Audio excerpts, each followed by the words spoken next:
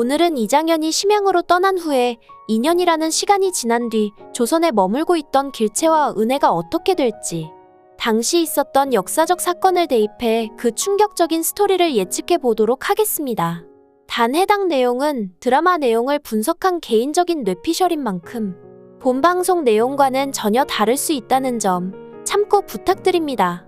지난 10회 엔딩에서는 길채를 떠난 이장현이 심양에서 조선 포로들을 쫓던 중 포로 사냥꾼인 이청아의 가면을 벗기려는 모습이 그려졌습니다.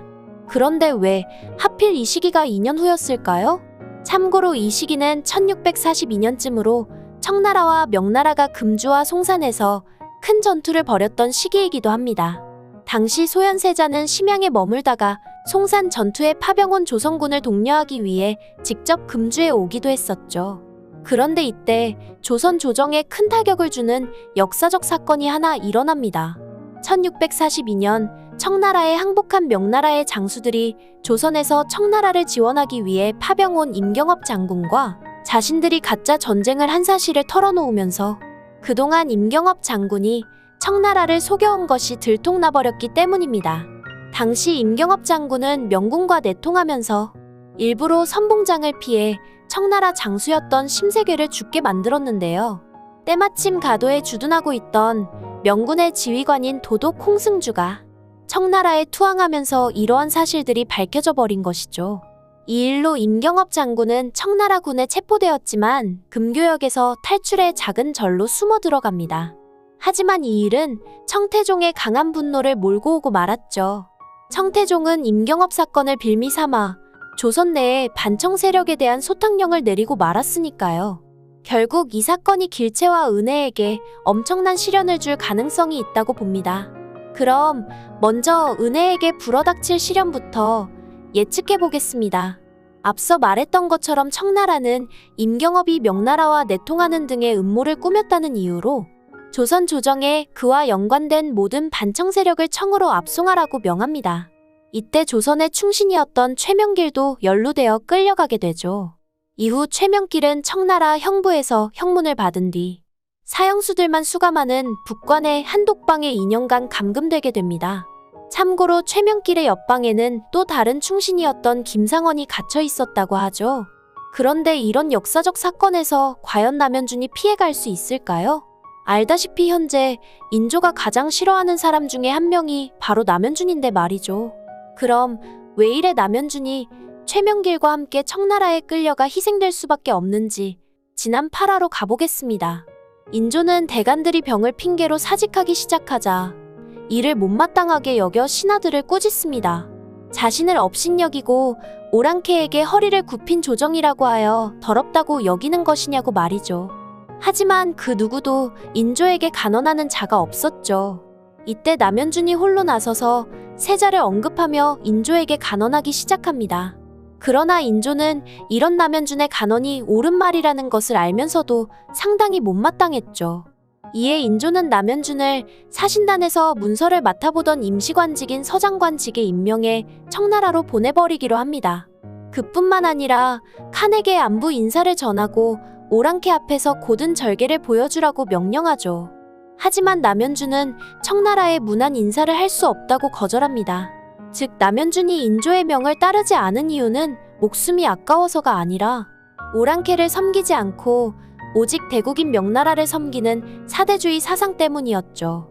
이에 인조는 대불경죄를 물어 그를 하옥시켜버립니다.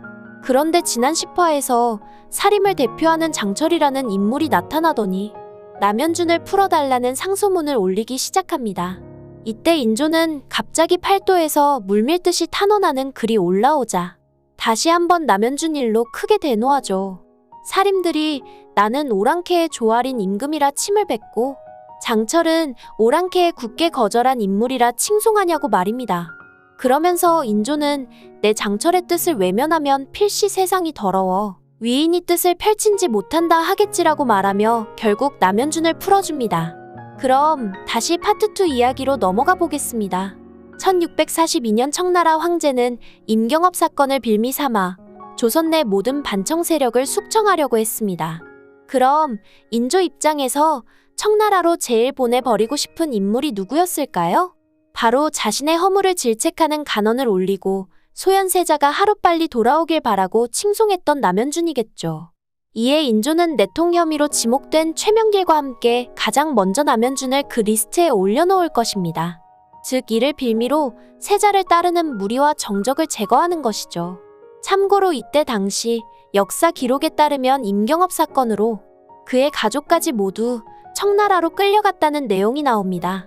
결과적으로 남현준 역시 임경업 사건에 얽히게 되면서 그의 가족인 은혜까지 청나라로 끌려갈 가능성이 크다는 것이죠. 그래서일까요? 공식 홈에 가보면 은혜의 인물 소개란에 이런 내용이 나옵니다. 은혜가 훗날 회고하길 능군리에서 보낸 그 즈음이 은혜 인생에서 가장 아름다운 시절이었으며 이후에 닥친 시련은 참혹하여 차마 되새기기도 힘겨웠노라고 말입니다. 결국 이 일로 은혜는 청나라로 끌려가 고향에 돌아오지 못하고 생을 마감하게 되지 않을까 싶습니다. 그렇다면 길채는 어떻게 될까요? 만약 길채가 청나라에 끌려가는 상황이 발생하지 않는다면 길채는 자신이 번 모든 돈을 쏟아부어서라도 은혜와 남현준을 구해내려고 할 것입니다. 그리고 이 두 사람을 구해내기 위해 청나라로 향하게 되겠죠. 이때 이장현과 다시 만날 가능성이 큽니다. 하지만 길채에게도 뜻하지 않은 시련이 불어닥칠 수도 있습니다. 바로 구원무 때문입니다. 그 이유는 구원무가 죽지 않고 만약 명나라로 도망친 임경업 무리에 들어간다면 상황이 걷잡을 수 없이 복잡해지기 때문입니다. 그 예로 구원무 인물 소개를 보면 이런 내용이 나옵니다. 몸에 박힌 화살촉을 빼기 위해 생사를 찢을 때도 신음 한 번 흘리지 않은 용감무쌍한 무관이라고 말입니다. 참고로 구원무는 지금까지 몸에 화살을 맞은 적이 없습니다. 그렇다는 것은 구원무가 청나라 전쟁에 파병을 나가 부상을 당한다는 얘기이겠죠. 하지만 죽는다는 내용이 없는 만큼 청나라에서 붙잡혔다가 도망친 후에 명나라로 건너간 임경업을 따라갈 가능성도 있습니다. 이때 구원무가 두고 간 짐에서 길채의 초상화가 발견되면서 길채가 위기에 빠질 수도 있다는 것이죠. 즉 구원무의 가족으로 오인되어 은혜와 함께 청나라로 끌려갈 수도 있다는 것입니다. 그리고 만약 이때 전쟁에서 구원무가 죽지 않는다면 그는 임경업과 명나라로 가서 청나라와 전쟁을 치르다가 다시 붙잡힌 후 심양으로 압송되었다가 인조의 청으로 다시 임경업이 조선으로 돌아올 때 함께 돌아올지도 모릅니다. 아무튼 현재로서는 길채가 은혜와 함께 청나라로 끌려가든 남현준과 은혜를 구하기 위해 자발적으로 향하든 아마 그곳에서 장현과 대면할 확률이 커 보입니다. 그리고 장현이 길채가 청에 왔다는 사실을 알게 될 때는 아마도 길채의 초상화를 발견한 뒤겠죠. 이때 첩자로 몰린 구원무의 압수 물목 중 길채 초상화를 가지고 있던 자가 정명수나 용골대일지도 모르겠습니다.